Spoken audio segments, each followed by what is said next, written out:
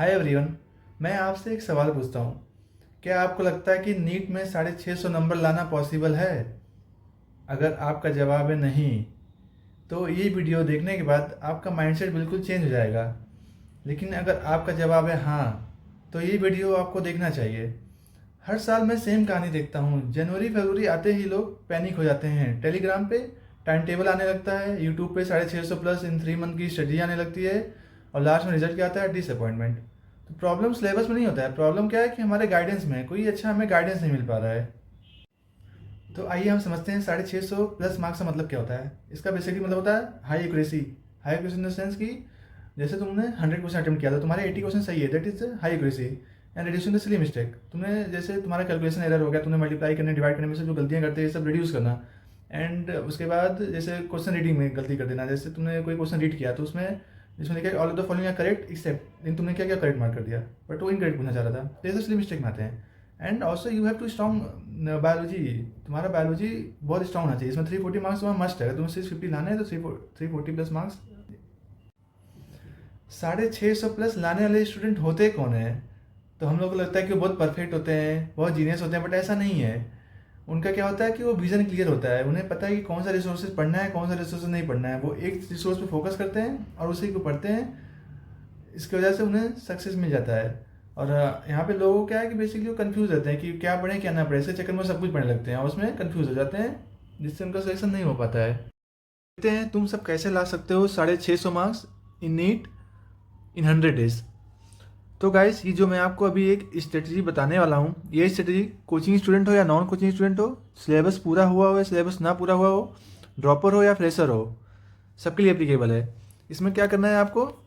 8 घंटे daily study करना है नीट तक, तुम्हारे 650 नंबर आ जाएंगे। तो गाइस आइए स्टडी देखते हैं। तो पहले बायोलॉजी। तो बायोलॉजी में अगर मैं आपसे पूछूं कि 300 मार्क्स कितने लोग के आते हैं, तो इसमें बहुत लोग का जवाब होगा नहीं, नहीं आते होंगे अभी 300 मार्क्स। अगर बायोलॉजी में तुम्हारे 300 प्लस मार्क्स नहीं आ सकते हैं नीट में, तो तुम्हारे 650 नंबर नहीं आ सकता है। तो पहले सब्जेक्ट जो मैं फिक्स करना है वो है बायोलॉजी। बायोलॉजी में हमें 340 मार्क्स लाना है। तो देखिए कैसे ला सकते हैं। तो इसमें 2 टाइप्स ऑफ स्टूडेंट हैं। एक है जिनके 240 से कम मार्क्स आ रहे हैं, और एक है जो 240 से ऊपर मार्क्स लेके आ रहे हैं। तो जिनके मार्क्स 240 से कम आ रहे हैं बायोलॉजी में मॉक टेस्ट में, उनका क्या करना है, उन्हें क्या करना है कि 2 घंटे एनसीईआरटी रीड करनी है। और एनसीईआरटी रीड करने के बाद जो चैप्टर तुम रीड करोगे एनसीईआरटी की, उसे क्या करना है, उससे 100 एमसीक्यू सॉल्व करना है 1 घंटा में। तो 2 घंटे एनसीईआरटी रीड किया, 1 घंटे एमसीक्यू सॉल्व किया, यानी टोटल 3 घंटे तुम्हें बायोलॉजी को देना है daily for the date student who got less than 240 marks in mock test. Okay, no अब आते हैं हम लोग ऐसे स्टूडेंट जिनके 240 नंबर के ऊपर आ रहे हैं बायोलॉजी के मॉक टेस्ट में। उन्हें क्या करना है? तो उन्हें क्या करना है कि 1.5 घंटे एनसीईआरटी रीड करना है, और उन्हें 50 एमसीक्यू सॉल्व करना है उस टॉपिक से। जो टॉपिक वो रीड करेंगे उन्हें टोटल 2 घंटे देने हैं, और ये क्या करना है, डेली करना है। ये इनके लिए हो गए। तो अगर इसे तुम इस स्ट्रेटजी को फॉलो करोगे तो इसमें 330 मार्क्स ईजिली आ जाएंगे। तो ये हो गया हमारा बायोलॉजी के लिए। अब हम आते हैं केमिस्ट्री पे। तो केमिस्ट्री में स्कोरिंग करना इजी है। तो इसमें क्या है, ऑर्गेनिक है, इनऑर्गेनिक, फिजिकल केमिस्ट्री, 3 पार्ट है। तो हमें क्या करना है, ऑर्गेनिक इनऑर्गेनिक लिए मेन फोकस हमारा थ्योरी पे होना चाहिए। तो हमें क्या करना है, इसमें तुम्हें डेली 2 घंटे थ्योरी पढ़नी है डेली, इसमें ऑर्गेनिक या इनऑर्गेनिक। और जो थ्योरी तुम पढ़ोगे उसके तुम्हें क्या करना है, 50 से 100 एमसीक्यू सॉल्व करना है। और इसमें तुम्हें करना है कि एक दिन ऑर्गेनिक पढ़ोगे, एक दिन इनऑर्गेनिक पढ़ोगे, थ्योरी पढ़ोगे, और उससे जो टॉपिक तुम पढ़ोगे उसके 50 से 100 एमसीक्यू डेली सॉल्व करना है। ये तुम्हें अल्टरनेट डे करते रहना है, एक दिन ऑर्गेनिक एक दिन इनऑर्गेनिक। थ्योरी पढ़ो क्वेश्चन करो, थ्योरी पढ़ो क्वेश्चन करो, इसका ये हो गया। अब फिजिकल केमिस्ट्री पे आते हैं। तो फिजिकल केमिस्ट्री में तुम्हारा अभी जो भी लेवल हो, तुम्हें क्या करना है, हमें इसमें रिवर्स स्ट्रेटजी फॉलो करनी है फिजिकल केमिस्ट्री के लिए। तो इसमें तुम क्या कर सकते हो कि डायरेक्ट तुम प्रीवियस क्वेश्चन टॉपिक वाइज पे जाओ, टॉपिक उठाओ, कोई भी टॉपिक उठाओ। जैसे मोल कॉन्सेप्ट हो गया, तो मोल कॉन्सेप्ट में टॉपिक उठाया, ठीक है, उसके प्रीवियस क्वेश्चन जो है वो तुमने लिया। अब तुम्हें क्या करना है, डायरेक्ट उसे सॉल्व करो क्वेश्चन को। अब तुमसे अगर सॉल्व नहीं हो रहा तो नोट्स खोलो, देखो, फिर सॉल्व करो, ऐसे करो। नोट्स सॉल्व करो, फिर देख के फिर थ्योरी पढ़ो। मतलब रिवर्स स्टडी करना है इसमें, पहले एमसीक्यू के थ्रू थ्योरी पढ़ना है, ऐसे करना है। इसमें मेन फोकस में हमारा एमसीक्यू होना चाहिए, इसकी वजह से हमें ये स्टडी फॉलो करना है। तो फिजिकल केमिस्ट्री के लिए ये करना है, ऑर्गेनिक और इनऑर्गेनिक थ्योरी पे मेन फोकस करना है। तो ये दोनों अगर तुम फॉलो करोगे तो तुम्हारे क्या होगा कि 160 मार्क्स इसमें इजीली स्कोर हो जाएगा, अगर तुम ये स्ट्रेटजी फॉलो करोगे तो। क्योंकि इसमें हम क्या कर रहे हैं कि जो एमसीक्यू हमारा बेसिकली एमसीक्यू कवर हो जा रहा है सारा, और उसके बाद थ्योरी ऑर्गेनिक की नॉलेज से एमसीक्यू कवर कर ले रहे हैं, तो ये काफ़ी इफेक्टिव हो जा रहा है, एमसीक्यू सारे सॉल्व हो जा रहे हैं, तो इससे 160 मार्क्स इजली आ सकते हैं। अब इसके बाद हम लोग आते हैं फिजिक्स पे। फिजिक्स तो सारे मेडिको का मोस्ट फियर सब्जेक्ट होता है। इसमें मेडिको को ऐसा लगता है कि भाई फिजिक्स में 140 प्लस स्कोर करना बहुत टफ काम है, लेकिन मैं बताऊँ ऐसा नहीं है, बिल्कुल भी नहीं है ऐसा। मैं इस स्टडी को दो टाइप ऑफ स्टूडेंट के लिए डिवाइड करा हुआ है। एक है जिनके 80 मार्क्स से कम आ रहे हैं टेस्ट में, और एक है जिनके 80 मार्क्स से ज़्यादा आ रहे हैं, 80 से 130 तक लेके आ रहे हैं। जिनके 80 मार्क्स से कम आ रहे हैं उन्हें क्या करना है, तो इसका मतलब अगर 80 से कम आ रहा है तो तुम्हारे बेसिक कमज़ोर है और तुम्हारा कॉन्सेप्ट वीक है, तभी तुम्हारे 80 से कम आ रहे हैं। तो उन्हें क्या करना है, बेसिकली फोकस करना है थ्योरी पे। पहले थ्योरी पढ़ो, एक चैप्टर का तुमने थ्योरी पढ़ा, एक चैप्टर उठाया तुमने, कोई भी चैप्टर, जैसे लॉज ऑफ मोशन हुआ, मैंने उसका क्या किया, थ्योरी पढ़ा।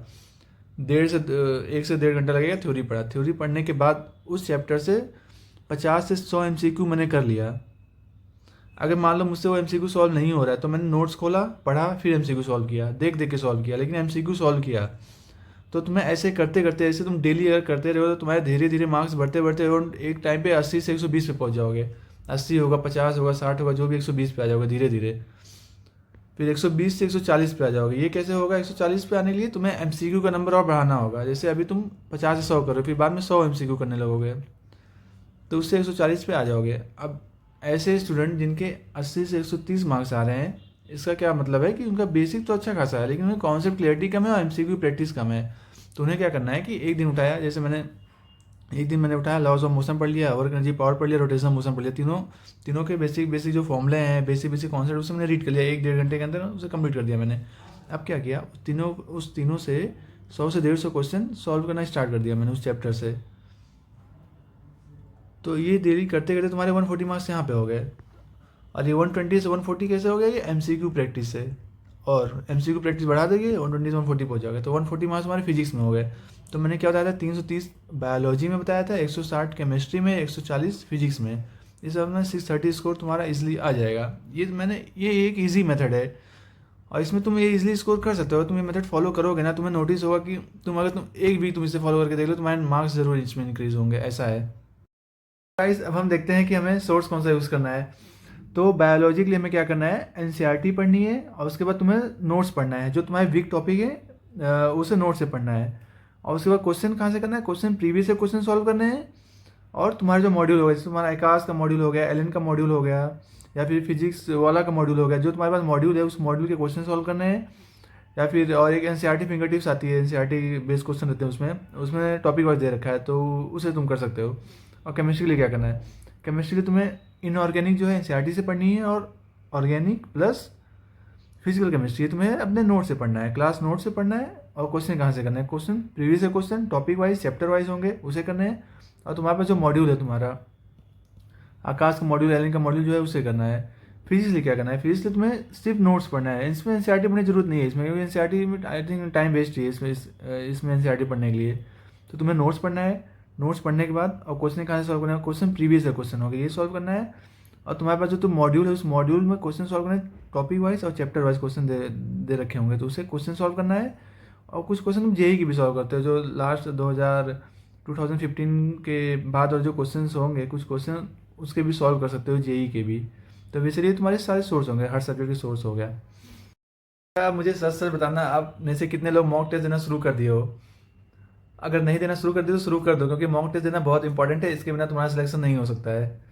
तो मॉक टेस्ट कैसे देना है, तो तुम्हें हर संडे को फुल सिलेबस मॉक टेस्ट देना है। उस टेस्ट में जो तुम गलत करोगे उसे एनालाइज करना है पूरा, कि मैंने कौन से सब्जेक्ट में क्वेश्चंस कौन से गलत कर रहे हैं, कौन से टॉपिक मेरे वीक हैं, कौन से टॉपिक में मैं सिली मिस्टेक कर रहा हूँ, ये सब तुम्हें एनालाइज करना है। उसके बाद वो जो टॉपिक तुम्हें वीक आइडेंटिफाई करोगे, जैसे मैंने आइडेंटिफाई कर दिया कि मेरे लॉस ऑफ मोशन वीक है, या मेरा वर्क एनर्जी पावर से क्वेश्चन गलत हो रहे हैं, तो उसे आइडेंटिफाई करोगे, उस चैप्टर को पढ़ोगे, उस चैप्टर को पढ़ने के बाद उसके क्वेश्चन सॉल्व करोगे। क्वेश्चन सॉल्व करने के बाद और उसके बाद एक काम और कर सकते हो तुम, जो तुम्हारा सिली मिस्टेक हुआ होगा, जो भी रीज़न होगा सिली मिस्टेक का, मैंने ये इनकरेक्ट पढ़ लिया था या फिर मैंने कैलकुलेशन एरर कर दिया, उस सिली मिस्टेक को तुम्हें कॉपी में लिख सकते हो। तो उससे क्या होगा ना, तुम कभी दोबारा वो मिस्टेक नहीं करोगे। जो तुम एक बार मिस्टेक कर दोगे, दोबारा मिस्टेक तुमसे नहीं होगा अगर तुम ऐसा करोगे। तो ये तो तुम्हारा बेसिकली मॉक टेस्ट के लिए हो गया। हाँ, एक चीज़ और, मॉक टेस्ट जो है तुम्हें टाइमिंग जो है 2 to 5 ही देना है। इसी टाइम में तुम्हें मॉक टेस्ट देना है हर संडे को। अपने बारे में थोड़ा बता दूं, I am doctor Shiva Pandey, I am currently doing my internship at AIIMS Gorakhpur. तो अगली बार हम अगले वीडियो में मिलेंगे, और अगर आपको वीडियो पसंद आई हो तो आप लाइक्स करिए एंड सब्सक्राइब करिए, और कोई आपको कोई डाउट हो कुछ भी हो तो आप कमेंट करिए, मैं उसका रिप्लाई सबको करूँगा। Okay, thank you.